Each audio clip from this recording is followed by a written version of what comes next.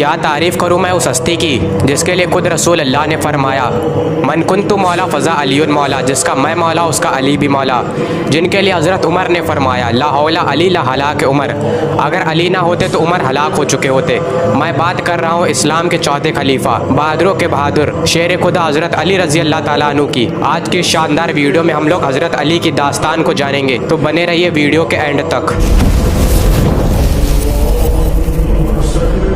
दोस्तों, मौला अली की पैदाइश इस दुनिया की सबसे मुक़द्दस जगह यानी कि खाने काबा में हुई थी। मौला अली बाकी बच्चों की तरह ना ही रो रहे थे और ना ही अपनी आंखें खोल रहे थे, लेकिन जब अल्लाह के रसूल ने आपको अपनी गोद में लिया तब आपने अपनी आंखें खोली और आपने सबसे पहले रसूल अल्लाह का चेहरा देखा।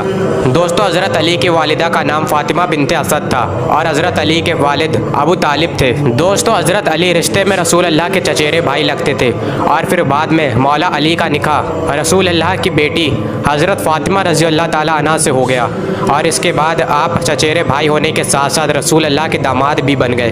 दोस्तों, खैबर हो या बद्र हो या अहद हो, इन सारी जंगों में हज़रत अली ने एक अहम किरदार अदा किया है। इस बात में कोई दो राय नहीं है कि अब तक इस्लाम के इतिहास में सबसे बहादुर और ताकतवर योद्धा कोई गुजरा है तो वो हज़रत अली है। हज़रत अली की बहादुरी की वजह से उन्हें रसूल अल्लाह ने असदुल्लाह यानी कि अल्लाह के शेर की किताब से नवाजा था। हज़रत अली इस्लाम के चौथे खलीफा भी हैं। हज़रत उस्मान के बाद हज़रत अली को मुसलमानों ने अपना खलीफा चुना था। हज़रत अली कितने बहादुर थे इस बात का अंदाज़ा आप इसी बात से लगा सकते हैं कि बद्र की जंग में मुसलमानों ने 70 काफिरों को जहन्नुम वासिल किया था, जिसमें से 35 को अकेले हज़रत अली ने कत्ल किया था और 35 को बाकियों ने मिलकर कत्ल किया था। जब मुसलमान मदीने में थे तो इस बात का डर था कि कहीं दुश्मन हमला ना कर दे, तो हज़रत सलमान फ़ारसी रज़ी अल्लाह ताला अन्हु ने सुझाव दिया कि हमें मदीने के चारों तरफ बड़े बड़े खंदक यानी कि बड़े बड़े गड्ढे खोद देने चाहिए। तो सब मुसलमान मिलकर गड्ढे खोदने लगे।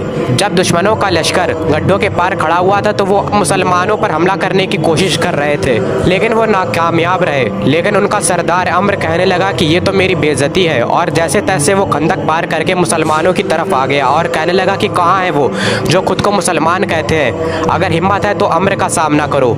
रसूल अल्लाह सल्लल्लाहु अलैहि वसल्लम ने फरमाया कि कौन है जो तुम में से इस मुशरिक को शांत करेगा। कोई नहीं खड़ा हुआ। फिर अली खड़े हुए। हज़रत अली को देखकर अम्र कहने लगा कि मैं तुम्हें मारना नहीं चाहता, क्योंकि हज़रत अली की उम्र उस वक्त बहुत कम थी। अम्र का मुकाबला कोई भी नहीं करना चाहता था, क्योंकि वो एक जाना माना पहलवान था और ना जाने कितने लोगों से वो अकेला लड़ता था। उसने हज़रत अली पर वार किया और हज़रत अली की ढाल टूट गई और हज़रत अली का कंधा घायल हो गया। अब हैदर कर्रार बना यानी कि पलट पलट कर हमला करने वाला शेर।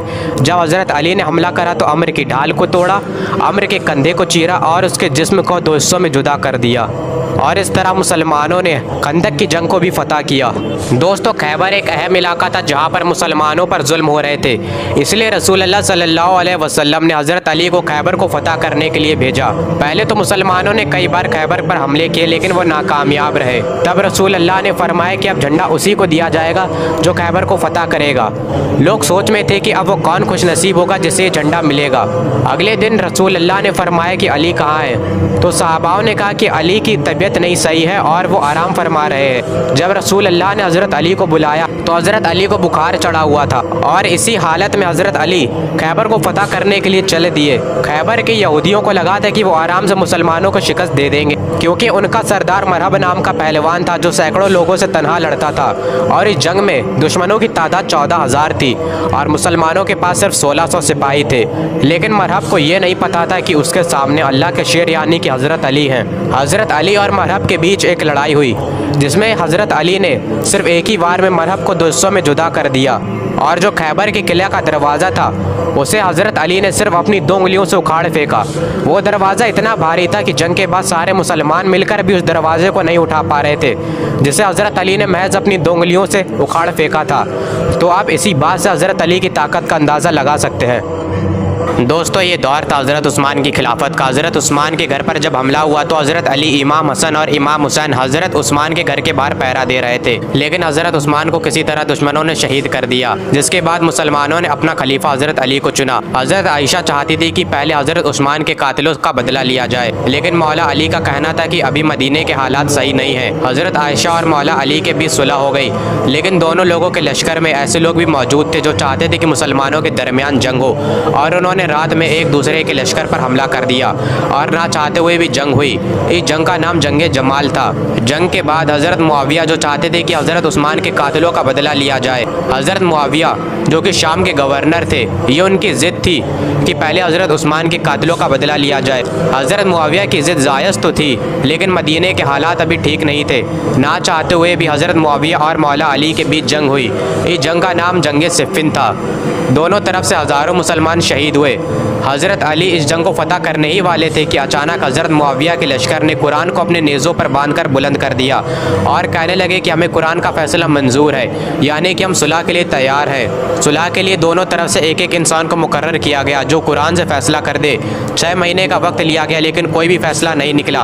हकमैन के फ़ैसले से पहले कुछ ऐसे भी लोग थे जो चाहते थे कि फ़ैसला जंग से हो, ना कि सुलह से। इन लोगों को हज़रत अली ने समझाने की बहुत कोशिश की, लेकिन नाकामयाब रहे और मजबूरन इनसे जंग करनी पड़ी। इस जंग में 9 ख्वारिज बच निकले और हज़रत अली, हज़रत मुआविया और हज़रत अम्र बिन अल-आस रज़ी अल्लाह ताला अन्हु को शहीद करने की साजिश बनाने लगे। हज़रत मुआविया और हज़रत अम्र बिन अल-आस तो इनके हमले से बच गए, लेकिन जब हज़रत अली फ़जर की नमाज़ पढ़ाने के लिए कूफा की मस्जिद में आए तो अब्दुर्रहमान बिन मुज़लिम नाम के एक ख्वारिज ने हज़रत अली की पेशानी पर तलवार मारी और हज़रत अली को ज़ख्मी कर दिया। ये तलवार कई दिनों से जहर में डूबी हुई थी और कुछ वक्त के बाद घायल हालत में हज़रत अली को शहादत नसीब हुई। हज़रत अली ने लगभग 5.5 साल खिलाफत की और सबसे मुश्किल खिलाफत का दौर हज़रत अली का ही था। सबसे ज़्यादा बगावतें हज़रत अली के खिलाफत के दौर में ही आईं और इस तरह इस्लाम ने अपना एक बहादुर खलीफा, इस दुनिया ने एक बहादुर जंगजू और मुसलमानों ने एक नायाब हीरा खो दिया।